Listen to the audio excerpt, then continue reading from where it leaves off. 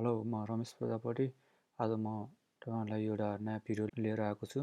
आज म तपाईलाई NSMutable एट्रिब्युट स्ट्रिङ कसरी बनाउने भन्ने देखाउन गइरहेको छु। यसमा चाहिँ हामीले चाहिँ एउटा मात्र लेभलमा गर्ने हो। नर्मली हामीले UI लेभल युज गर्दा यसमा चाहिँ तीनवटा युज गरिन्छ। यो टाइटलको एउटा, डिस्क्रिप्सन एउटा र अर्को एउटा निड हेल्प भन्ने एउटा युज गरेको हुन्छ। तर अहिले चाहिँ हामीले NSMutable स्ट्रिङ युज गर्दा तीनवटालाई एउटै UI लेभलमा कम्बाइन गर्ने हो। यसको लागि म यहाँनिर तपाईलाई अब देखाउन गइरहेको छु। यहाँनिर मैले चाहिँ लेभल एउटा बनाएको छु, लाइन नम्बर 0 हालिदिएको छु र ब्रेक मोडमा चाहिँ वर्ड र्यापिङ हालिदिएको छु। अनि यसले चाहिँ मैले एड गरेको छु भ्यूमा। अनि कन्स्ट्रेन्ट हालिदिएको छु। कन्स्ट्रेन्टमा टप एङ्कर हालिदिएको छु। सेभ एरिया लेआउट गाइडबाट टपबाट चाहिँ 20 तल लिडिङ एङ्कर हालिदिएको छु। ट्रेलिङ एङ्कर र सेन्टरमा हालिदिएको छु, सेन्टर एक्स एङ्करको। र अब म यहाँनिर चाहिँ एउटा लोड डाटा भन्ने एउटा फङ्सन बनाउँछु। म सुरुमा एउटा भेरिएबल बनाउँछु।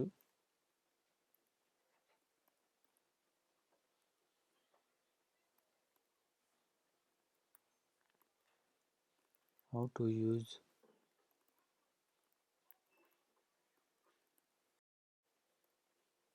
अनि एट्रिब्युट्समा चाहिँ हामीले चाहिँ यहाँनिर कीहरू हाल्नुपर्ने हुन्छ। Dot फोरग्राउन्डहरू,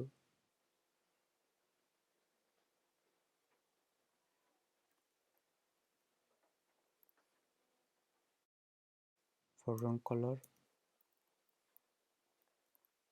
UI colour dot black,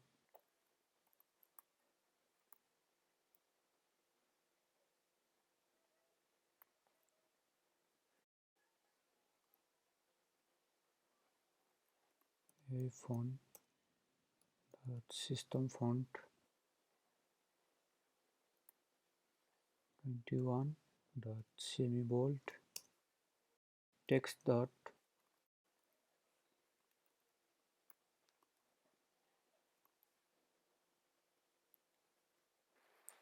यहाँनिर /n हालिदिएको छु। /n 1 लाइन ब्रेक हुन्छ। एट्रिब्युट्समा मैले यहाँनिर फेरि एरे भित्र हालिदिन्छु। एरेमा dot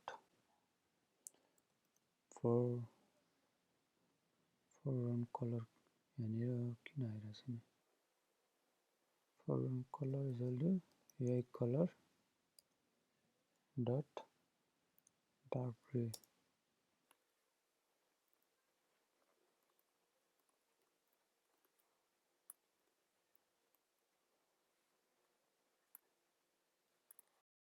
text dot NS attribute string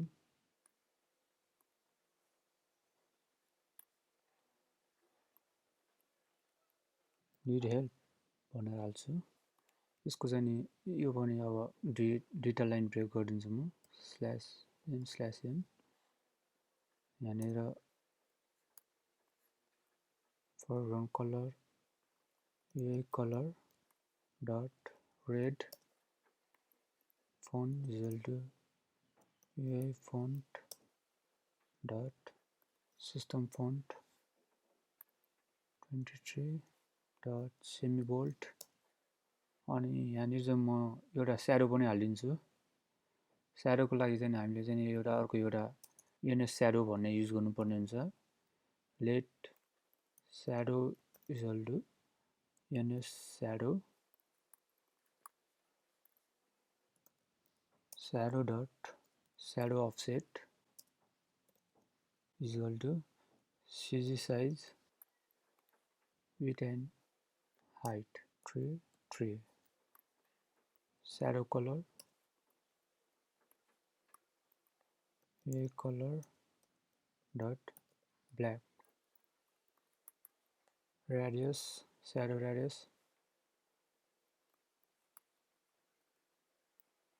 shadow color of blur radius 10।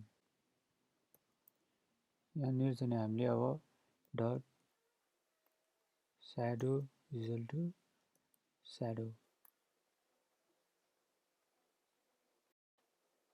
Dot font यति भइसकेपछि अब हामीले चाहिँ यसलाई चाहिँ नि हाम्रो यो माथिको यो लेभलमा चाहिँ नि एड गर्नुपर्ने हुन्छ।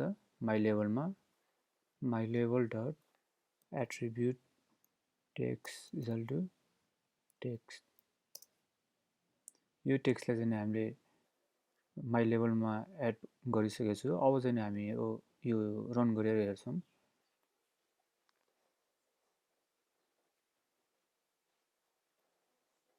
अब यसरी तपाईँले पनि अब आफ्नो प्रोजेक्टहरूमा राख्नु होला।